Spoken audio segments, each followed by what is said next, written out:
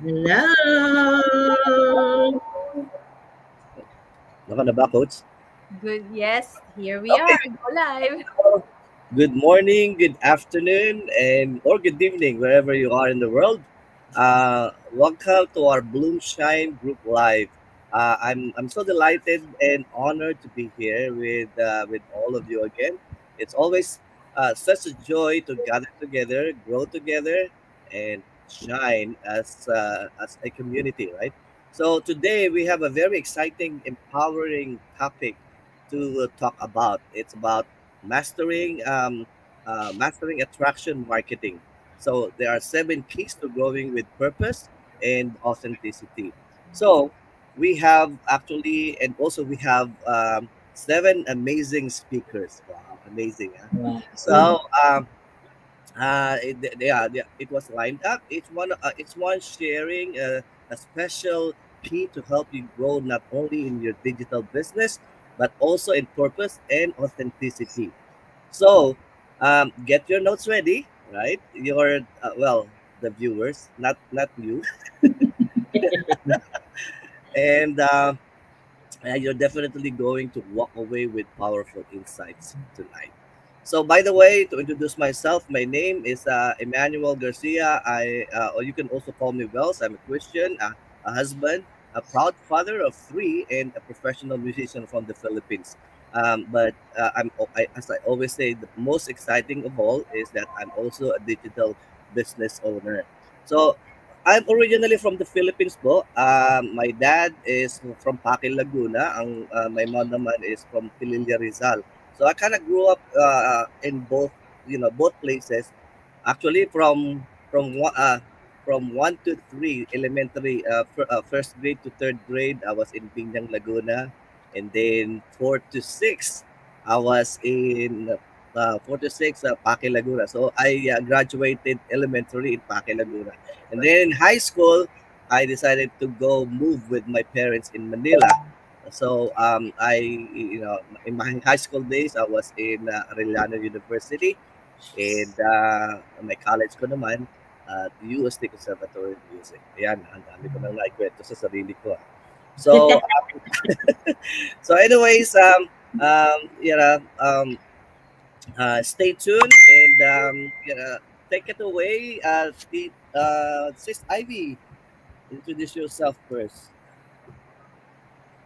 Good evening, everybody from Texas, USA. This is Ivy Joy Celestino. I am also originally from Iloilo City, from the Philippines, and to be specific, Iloilo City. I am a mom of 2 boys, and I'm working as a critical care registered nurse, night shift, and I am always grateful to be off on a Monday to be with my Bloom Shine group. So bear with us as we discuss the mastering attraction marketing to be shared with you so you can be one of us. Take it away, Coach Stephanie. Hello, hello. Good evening. Time check. Also in Texas, 8:16 p.m. Magandang umaga, hapon, o magandang gabi wherever you are. Hello, hello, fellow healthcare workers, immigrant out there. Mabuhay po kayong lahat. I'm so blessed to be here with everyone is here. We're missing Mona, but hopefully she can make it up for tonight's Bloom Shine live series. And originally po, to introduce myself, I'm originally in from the Philippines. Was born in Davao but grew up in Manila po. I am a wife, a fur mom, proud digital business owner, mentor, and a coach. And by profession po, ako po isang physical therapist dito po sa Texas, USA. So glad to be here and salamat po for the opportunity to be here. Now take it away, Tita Ma. Tita Malet. Oh, sorry. Kala ko. Hi, magandang umaga, tanghali, gabi sa inyo pong lahat. My name is Noleta Ranza sa inyo pong ibang hindi nakakakilala sa akin. I'm here in Virginia, USA, East Coast. At time check, it's 9:18 po sa akin dito dahil East Coast po. And I'm originally from the Philippines din po, but tubong Pampanga po. So Kapampangan ko po. And I'm a nurse, so healthcare worker din. I'm a nurse and grandma, mother, and a wife. Welcome po sa aming Bloomshine Live again. We're so excited for our topic for tonight. So sana po magstay kayo sa aming topic ngayon hanggang sa end. Live or replay at mag-comment lang po kayo at sana po ay magustuhan niyo po kaming lahat. At Sis Marites, it's Thank your... you, Tita Mulet. Happy birthday once again. So, Thank you. warm greetings po. Kamusta po ang lahat? So, happy Monday na naman. It's August 11. Time check. Same with Coach Daphne and Sis Ivy. It's 8:18 here in Illinois. Nandito na naman po kami para mag-share po ng about our business. So, makikilala niyo po kami dito ng lubusan and sana wag kayong mapapagod panoorin kami every Monday. Stay tuned lang po at bubusugin namin kayo ng mga karagdagang informations about our business. So, sa mga hindi po nakakakilala sa akin, ako po si Marites Lucas Raimundo, originally from the Philippines. Proud Ilocana, naimbag nga bigat, aldaw ken grabe ikada kayo amin nga awan labas na. So, I am a caregiver and a proud digital business owner. So, thank you. Take it away, Sis Maita. Hello, Bloomshine! Hello sa aming po mga audience. Kamusta po kayong lahat? Si Maita Castillo po, tubong Taal, Batangas, but grew up in Las Piñas. Ang aking pong background is in graphic design and now running multiple home-based business. I'm a mom of 2 wonderful boys. At ngayon po, dito po kami nakatira sa Henderson, Nevada. It's 6:20 sa amin po namang side of the America. Yeah. Get well soon, Sis Mona, and belated happy birthday, Tita Milene. And Thank you. po kayo and let us know where you're tuning in from para ma-shout out namin kayo. Welcome. Go ahead, Brother Wells. The floor is yours. Thank you. Bakit ba parang nagiginaw ako ng konti? I have to admit I'm a little nervous today because this is actually my first time hosting a group live like this, right? So please bear with me. But I'm grateful for this opportunity, and I know we're all here to support and uplift one another, right? So, without further ado, let's get started. I will be talking about the topic number one. Which is the power of authenticity in attraction marketing. So, bakit nga ba mahalaga ang authenticity? Ano po? Kasi yung tunay na connection eh. People want to connect with genuine stories and real experiences, not overly polished messages. Yeah. Recent findings shows that 88% of the consumers say authenticity is important when choosing which brand to support, and then 94% naman yung they remain loyal to transparent brands. So in today's digital world, sawa na ang mga tao sa sobrang curated, ang sobrang perfect na marketing. Kasi nung araw kailangan perfect, di ba? Siguro ganun nung araw. What they really want is something na totoo. Yeah, something real and sincere. Now more than ever, brands need to be authentic. Hindi na madaling magtiwala ang mga tao sa mga brands na parang laging flawless, di ba? O kaya masyadong scripted, sabi nila. So, gusto nila yung may puso. Yeah, may puso, parang GMA 7, di ba? Tama ba 'yun?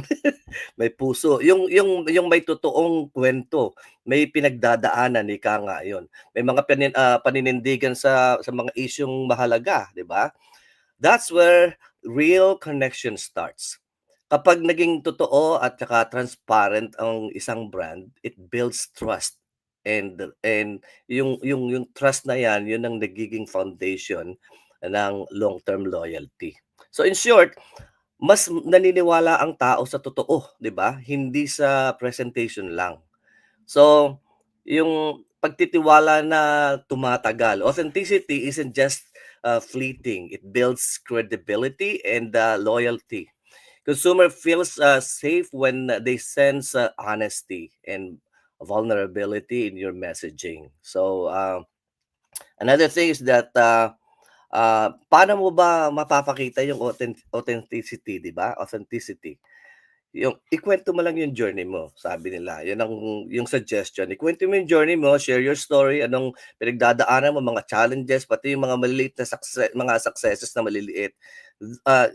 These moments make you relatable and human, of course, 'di ba? Hindi parang AI tayo, 'di ba? Authenticity isn't about projecting perfection. It's about sharing the genuine, often messy reality. So, yung transparency, sabi nila, is equal to yung kagandahan daw. Don't hide mistakes or setbacks. Kapag hindi perfecto, mas nakaka-relate ang audience mo. Honesty goes a long way, di ba? So, more engagement, less selling. Yung real unscripted videos drive up to, sabi nila, 78% more engagement and invite genuine conversation instead of just pushing sales. So, um, may tanong, why this works for attraction marketing? Kasi magdo-draw siya ng tamang tao. Those who resonate with your values will naturally attracted. Hindi mo kailangan i-chase sila pagka ganun, di ba? Long-term trust and loyalty. Hindi lang likes, nagtatagal at saka nagre-recommend rin sila dahil sa connection at saka sa tiwala. So, may naalala tuloy ako na ano, yung gustong-gusto ko yung kasi sabi nila kahit na hindi perfect, 'di ba? Ang tawag dito, yung ads ni Kima, 'di ba? Hi Kima, if you're watching, I'm promoting your ad. But anyways, gusto ko yung I like the fact that yung sabi niya, "Oh, I think I ate a bug." I was like, "Oh man, I always remember that." And that is something na I mean, siguro nga sa katulad ng sabi ni Tita Offie, kung ako 'yon, I'm gonna do it again. Which is mas yung nilabasan nung kanyang ginawa, talagang tunay na tunay. Kasi nagtuloy-tuloy siya, 'di ba? Yung bang hindi kailangan perfect pero makikita mo yung tunay na siya. So, 'yun ang isang message doon po. So, all right, thank you so much for giving me the space to share about authenticity. It truly is our how you call it, superpower, authenticity. And now I'm excited to introduce our next speaker who will talk about how to start showing up when you're new. So again, pati tuloy kaya pala ko si Sis Ivy, siya pala yung number 2 yung susunod sa akin. Kaya take it away, Sis Ivy Celestino. Thank you, Kuya Wells. Then thank you for this great topic. Our second key is if Kuya Wells had talked about authenticity, this time is how to start showing up when you're new. I consider myself always as new, as always learning in this community. So we will give you example. I mean, we will discuss to you what to post when you feel like you have nothing to say, how to build your confidence before you feel ready, simple actions to build visibility and trust. And you don't need to be an expert, you just need to show up with a heart. So if I always considered myself new because I'm always learning from all the from whatever everybody is posting. Since we are attraction marketing and we deal with it digitally, so we're doing digital marketing as in short. What to post when you feel like you have nothing to say? Well, some would share their journey as a new one. I have nothing to share. I know I have no end result yet. So I will share my own learning journey. You can post that, what you're learning from the training and from the book that you've read and from your experience. It's because not all of us are born entrepreneurs and have gone into entrepreneurship. So we have a different career, and you can do that, like to compare your career before, and this is your side hustle or your new career. Also have behind the scenes moments, like a photo of your workspace, your current view, your your coffee with a short caption or about what you're working on. Also, daily gratitude. Like sometimes we forget about this, but gratitude is a big thing. Like you have to list 3 things you're grateful for, uh, not only for your on the personal side, but only on your business growth. Inspirational and real life um, quote. Sometimes it resonates with you, and whoever will reads it will also have can resonate with them, and you can explain it in your own words why it matters to you. How to build confidence before you feel ready. Start small. Use Talk to one person. Like imagine your ideal audience is a single friend you're helping, not a crowd. Like for me, like I'm talking to my fellow nurses. Like I'm talking to one of the nurses. Like um, are you tired of being a nurse already? like like like like all other nurses, but because it speaks about me, I may also ask them that what if they feel like the way that I feel. Um, Leverage the repetition. Confidence is built through consistent action, not before it. So as you're doing it repeatedly, you're confident that you can do it. Start small, like commenting or liking other people's posts before making your own videos, and also use practice posts. Share your story when it feels where it feels less permanent and more casual. The third thing is simple daily actions to build visibility and trust. In the world, in this digital world, visibility and the trust, you follow somebody because it's visible to your social media every time, and you trust them that they will give you value. So you can also start by showing up your face daily, like those good morning video stories, like your reels or your go lives.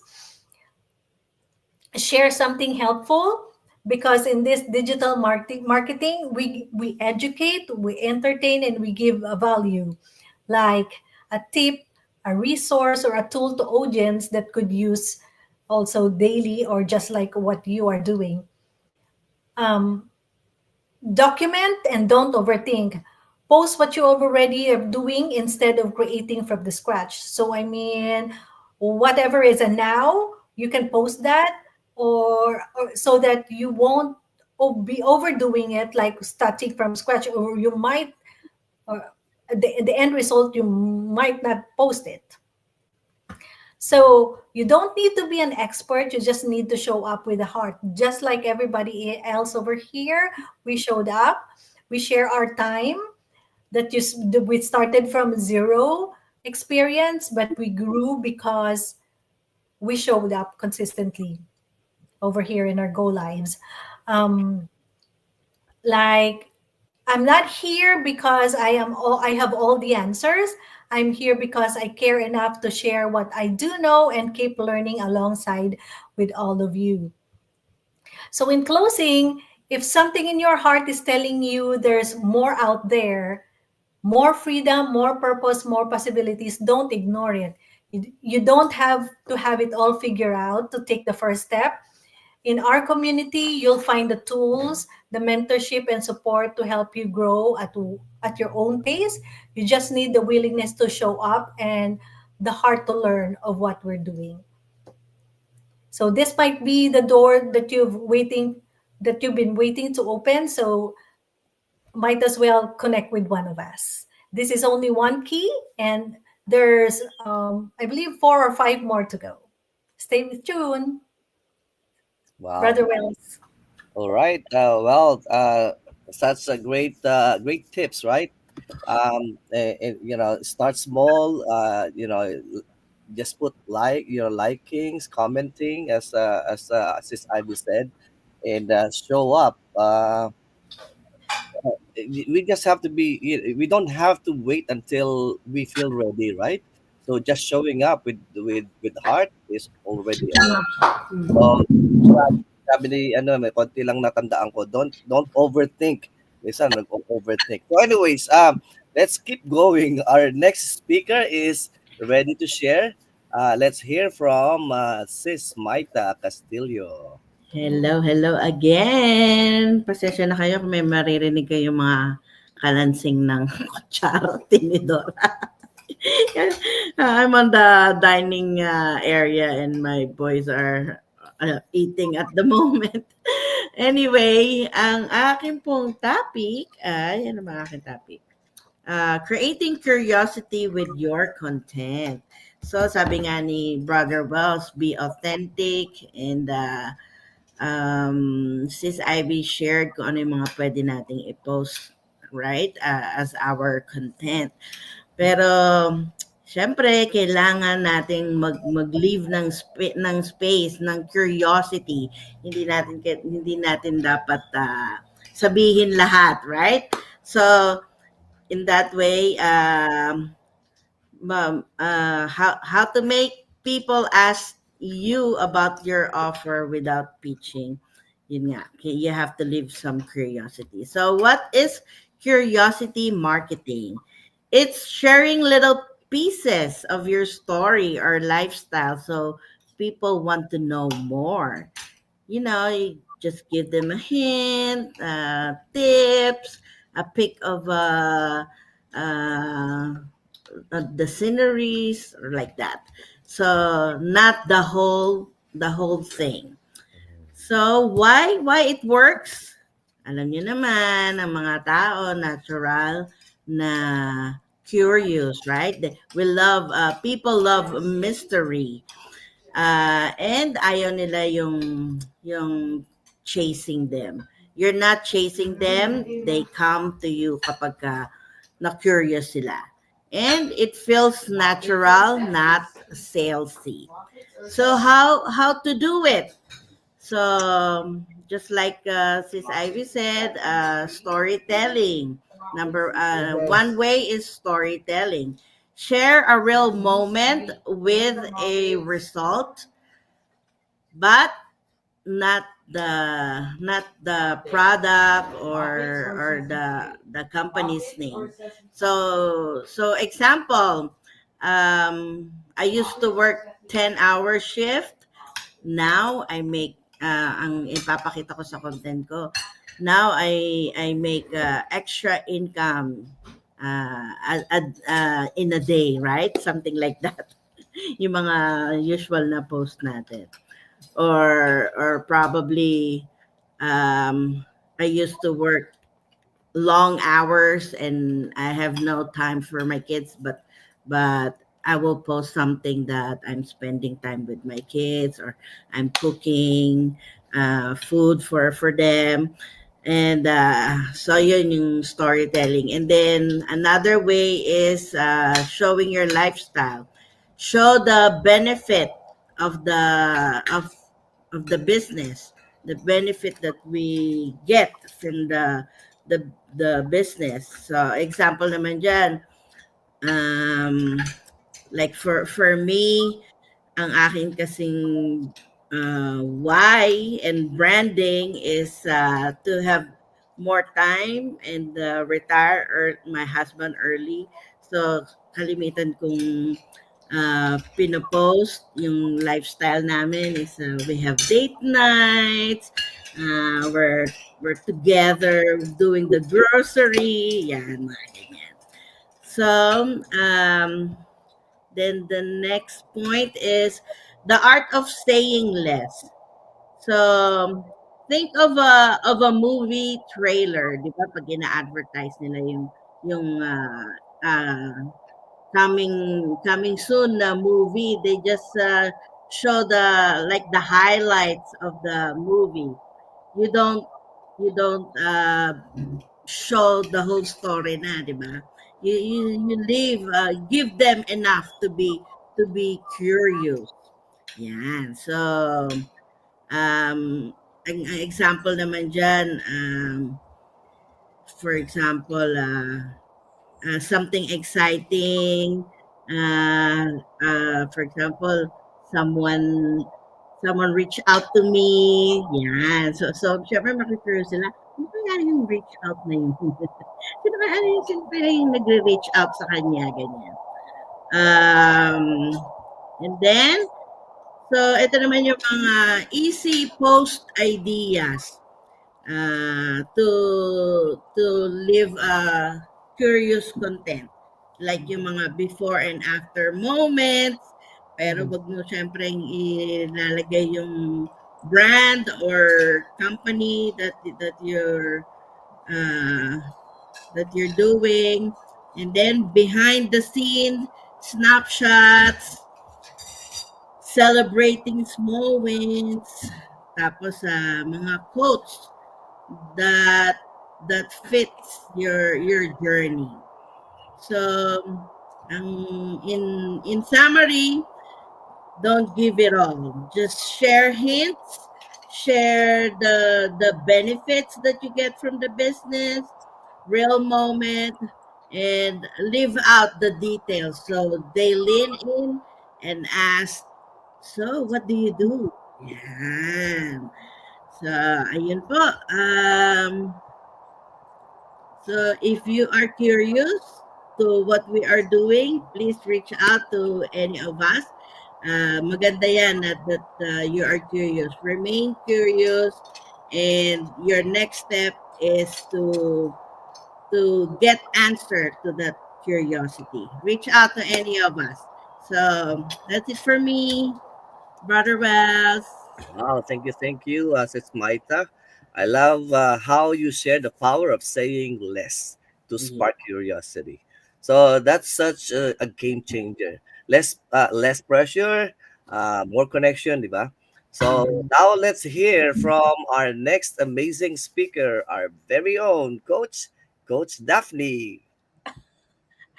Hello everyone. I would say hello, Tito Ian. Happy birthday, Tita Molet. Belated happy birthday. Ayan. So, ang topic ko naman is, pasensya muna kayo bago ang salita. Just in case my Papi Pipito says hi to everyone. Just ignore him. So, my topic for tonight, guys, your content attracts. So, your conversions convert. So, ayan, ang lagi natin pinag-usapan, ano ba? Anong ipopost ko for today? Pero I always say, posting is just the first step, right? So, kailangan may content tayo that catches the attention.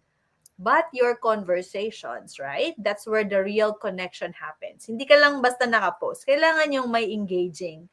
So, think of it like yung para ka nagpa-plant ng seeds. Your posts are your seeds. Like, show your story, sabi nga, show your value, show your journey. Yun ang mga seeds na ipaplant mo. Your conversations are the water. Siya yung nag-nurture ng trust, help your seeds grow into a real relationship. Eventually, into partnership. Yan ang dalawa. Kasi mahilig ako mag-plants, right? So, yun ang example natin tonight. So, example, yung target audience ko, yung ang gusto kong maka-work with are hardworking professionals, immigrant breadwinners, katulad nating lahat, di ba? So let's say I post about working full-time kasi physical therapist ako. I still work full-time. So while building my online business, I'm going to, nag-post ako, no? Someone commented, wow, I don't know how you balance it all. instead of just replying thank you, I send a warm direct message. Yan. Ano ako guilty dyan? I would just say thank you, but really, what we should do is direct message the person, and I would say, for example, hi Anna, thanks for the comment earlier. I know a lot of us work long hours and still have family responsibilities. How's work been for you lately? Ayan, 'di ba? Nagtanong ka, 'yon ang tanong. Yan ang example how you're going to answer those questions by nag-comment ng ganun sa inyong post. When they ask, so what do you do? Yan ang common na question, 'di ba? Instead of saying I have an online business, masyadong generic, 'di ba? And say something that connects to their heart and their situation. Yan ang attraction marketing. Like yung sinasabi, I help hardworking professionals and breadwinners create an extra income stream online so that they can support their families, save for the future, and still have time for what matters. Yan. Without giving up the career that you love. Kasi ganun naman talaga ang ko. I'm a working professional, but I have another resource like my online business to gain extra income kasi I want to plant seeds now. I don't want to wait until in the end, bago ako mag-start ng business, right? So, yung mga direct message ko flow is like this. For number one, acknowledge their world, diba? I totally get you. Yan. What you mean is that I used to come home from long shifts, pag maraming overtime, and still think about how I could prepare for my future. Lagi ka na magtatrabaho, right? And help my family back home. Yan. Always acknowledge where they're coming from. Number two, share your reason. That's actually why I started the online business, to create a second income stream while keeping my career that gives me to have more time freedom. Kasi yun naman, di ba? Lahat tayo gusto natin ng more time because, time is precious kasi if you let out the time pass by and just work, then, you cannot get back the time. Another one is offer without pressure. Ayan. You don't chase, di ba? Yun lang ang may gusto. So if you'd like, for example, I can share what I do so you can see if it could work for you. No pressure, just information. Hindi ka pushy. Ibibigay mo lang yung mo, no. You always say posture, di ba? Kung ayaw nila, okay lang. Hindi ka yung parang you don't beg. Go live. Paano tayo mag-go live? Yan. Isa rin yan sa mga paano tayo like show, like for example, you're in a place and then you want to share, where you're at. Yan, isa sa gusto ko kasi traveling. And also, when you do also go live, you always do like a hook, like a catchy phrase. For example, have you, like for example, diba? Have you ever posted something online who got likes or comments and then wondered, now what? Yan, yung mga ganon, di ba? Yun yung mga ganon na mga how to attract so that you can ask them questions, they can ask questions, and you can start communicating because communicating and engaging and connections are part of the di ba? Yan yung nagpa-plant ka ng seeds by posting go live. And then as you converse, you engage them, and that's how you grow in this business. Your content is your magnet, sabi nga. Your conversations are bridge to trust. So, connect with your audience. Connect with the people that comments and likes with you. Just don't heart, just connect with them and trust it that what turns curiosity into decision. Yan ang magtuturn yan. And for example, share yung mga story natin, personal story, and actually direct message them about your story, why you started the business. And also encourage action. Next time someone engage you in your post, don't say just thank you. Oh my God, ako yan. Start genuine conversation. That's where the magic happens. So, at wag natin kakalimutan, call to action lagi. So, lagi nakikita nyo, if you're curious how I build my business this way, send me a message and I'll walk you through it. Ayan. Ganyan ang mga, how you convert, diba, sa attraction marketing. Ayan. That's all for me, folks. Thank you, thank you. Wow, Hope you learned something. that was that was gold. Okay, content brings people in, but it's like the conversation that builds real trust. But thank you, Coach, for those helpful tips. So let's continue with our next key. Take it away, sis Marites. Thank you, Kuya Brotherwell. So, yung topic po namin is connected with each other, yung mga topic po namin. So, ang sa akin po is consistency over perfection. Alam niyo po na isa sa pinaka-powerful na natutunan ko sa excuse me, journey ko bilang isang online entrepreneur is yung consistency over perfection.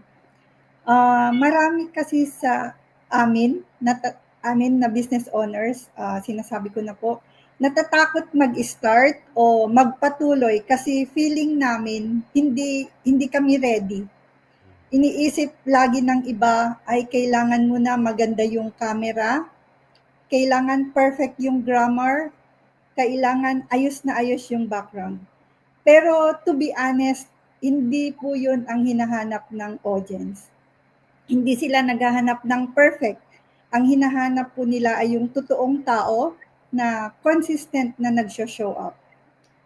Ako, I always remind myself, although hindi ako yung posting ng every 2 hours, every 3 hours, no, hindi po ako nagpo-post ng ganun. Pero nag-show up po ako. I always remind myself na yung audience ko doesn't need yung perfection. They need yung presence. Kasi kahit gaano kakagaling, kung hindi ka consistent magpakita, mag-show up sa audience mo, hindi ka nila makikilala. Hindi sila magtitiwala sa'yo. Think about it, parang yung favorite mong tindahan, biglang bukas ngayon, sarado bukas, bukas ulit sa makalawa. Tatanungin ko pa, would you still be loyal? Of course, hindi na po. Kasi kung everyday bukas sila, kahit hindi perfect ang araw nila, nandyan sila, ikaw rin babalik at babalik ka sa store na yan. Ganun ko po ikino-compare sa business na yung consistency mo, nagtatanim ka ng tiwala sa puso ng audience mo. Kahit busy ka, kahit pagod ka, kahit feeling mo walang nanonood, just keep showing up. Kasi minsan yung araw na feeling mo walang nakakapansin sa mga post mo, yun pala may isang tao na tahimik lang pero nai-inspire o natatamaan sa mga pinopost mo. At bilang isang araw, siya yung magme-message sa'yo na alam mo matagal na kitang pina-follow at finally ready na ako. Hindi kasi namin alam kung kailan darating yung breakthrough namin. Pero ang sigurado, hindi siya darating kung hindi ka consistent. So, paano maging consistent kahit busy? Simple lang po, parang sa akin.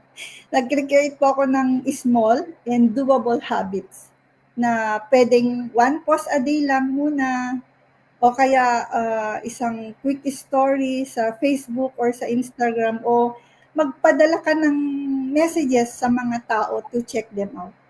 Hindi kailangan yung abrupt na lahat, hindi kailangan perfect kasi kapag nag-focus ka sa perfection, madali kang mapagod. Pero kapag nag-focus ka sa progress, araw-araw may growth ka. So, always remember, hindi mo kailangang mag-viral para mag-grow. You just need to show up again and again until people can't ignore you anymore. So, kung may araw na iniisip mo, wala naman sigurong mangyayari kahit mag-post ako. Kasi ako ganun ako eh. Parang ilang beses kong iniisip yung ipopost ko kasi talagang kinakabahan ako every posting ko sa totoo lang. Pero ang iniisip ko na lang, I need to show up. Anyway, later mawawala din yung kaba ko. Ngayon yung ginagawa ko kasi every post, every story, every live, parang seed yan na itinatanim at darating yung panahon, makikita mo yung bunga. Kaya sa mga fellow business owners namin, wag ninyong hayaan pigilin kayo ng fear of imperfection. Progress will always beat perfection.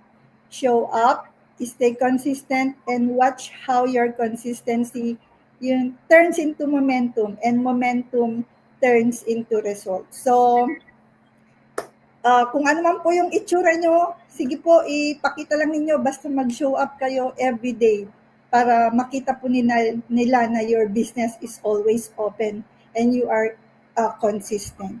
So, yun lang po ang may share ko ngayong gabi. Salamat. Thank you, Kuya Wells, for your great topic. Wow, ang galing naman. So it's not about being perfect, sabi ni Sis Marites, ano? Yung progress, sabi niya, ano? Progress always beats Perfection. perfection. Yeah, that was a good point. So thank you to those tools and mindset tips, Sis Marites. So let's keep going, and the next speaker is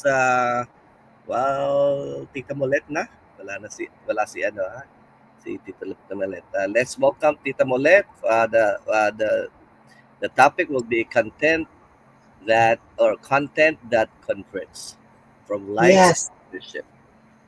Thank you, Wells. And for my topic, it's, you said it right, content that converts from likes to leadership.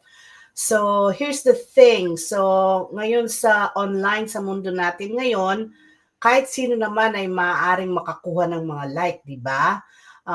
Kahit sino ay maaaring mag-post ng magandang picture, isang nakakatawang mga meme, o isang mabilis na reel na nakakakuha ng mga view. Pero ito ang totoong tanong. Ang mga tulad ba na yun ay talagang humahantong sa mga tao na mas malapit sa pagtitiwala sa iyo or closer to trusting you o pagsunod sa yung pangunguna or following you as following your lead basically. Dahil kung hindi, ingay lang, di ba? That's just a noise. So, at hindi tayo nandito para mag-ingay. Nandito tayo para maging leader. So, ano talaga ba ang ibig sabihin ng conversion? So, beyond engagement ng ginagawa natin. Kapag sinabi nating content na nagko-convert, hindi lang benta ang ibig nating sabihin. I mean, moving someone from casual viewer to a follower, to a believer, to a customer or business partner. Nangyayari ang conversion kapag ang iyong content ay gumagawa ng tatlong bagay. Nagbibigay ng halaga, gives value, kaya mas mahusay silang lumayo dahil nakita nila ito, di ba? They walk away better for having seen it. Pinapakita ang iyong pamumuno upang magsimula silang magtiwala sa iyong direksyon. They trust your direction. Nag-iimbita ng action, so para alam nila kung ano ang susunod mong gagawin. So it gives basically it gives value and you lead with intention. Dito nagkukulang ang karamihan. So this is where most people fall short. They post without a plan. Nagpo-post para lang mag-post. Ngunit ang mga leaders ay nagpo-post ng may intensyon. Dapat itong sagutin ng bawat piraso ng nilalaman. Ano ang nakukuha ng aking audience dito? Diba? Paano akong pinoposisyon nito bilang isang tao karapat-dapat pakinggan? And what's the next step na hakbang na gusto kong gawin nila? What's the next step I want them to take? So, kapag ganyan ang iniisip mo, when you think like that, your content automatically stands out. It's not random and it's purposeful. So, at narito ang isang bagay na natutunan ko ng maaga. Ang mga tao ay hindi kumikilos maliban kung sasabihin mo sa kanila kung paano. And that's about the That's the power of a strong CTA. That's what you call to action. Okay? Kung binibigyang inspirasyon mo sila sa iyong video, tapusin sa kung nakausap ka nito, i-drop ang salitang handa sa ibaba. Handa, like ready, below.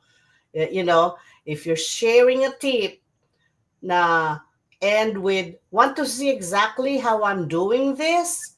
Message me the word info. So those are the call to action, not hindi mo sila wag yung wala ka lang gagawin. I-clear ng mga call to action ng mga passive scrollers sa mga aktibong yung mga authority yung mga active participants mo. Okay? So, at mangyaring huwag pansinin nito mga live na video, kwento at reel ang yung mga tagabuo ng mga authority builders.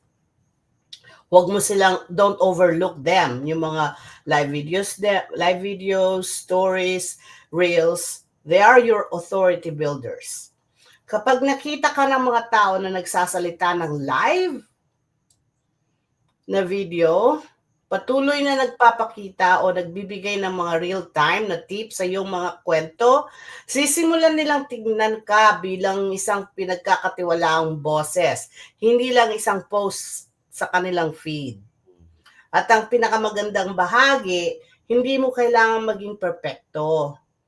That's the reason why I always do live or mga reels ko. I don't have to be perfect. That's why kahit na paano I just say it or what. So, you don't have to be perfect. Okay? So, kailangan mo lang maging totoo. Mas kumukonekta ang mga tao sa tunay kaysa sa perfecto. Kaya tandaan, wag lang mag-post para makita, mag-post para manguna. You need to lead. Okay? Ang mga gusto ay maganda, ngunit ang pamumuno ay bumubuo ng mga pamana. At kapag nagpakita ka na may halaga, intensyon at isang malinaw na susunod na hakbang, ang iyong content ay magsisimulang gumawa ng higit sa pagkuha ng atensyon. Nagsisimula itong magkaroon ng epekto. So, kung ipinapanood mo ito na if you're watching this and realizing your post might need a little more purpose, don't stress.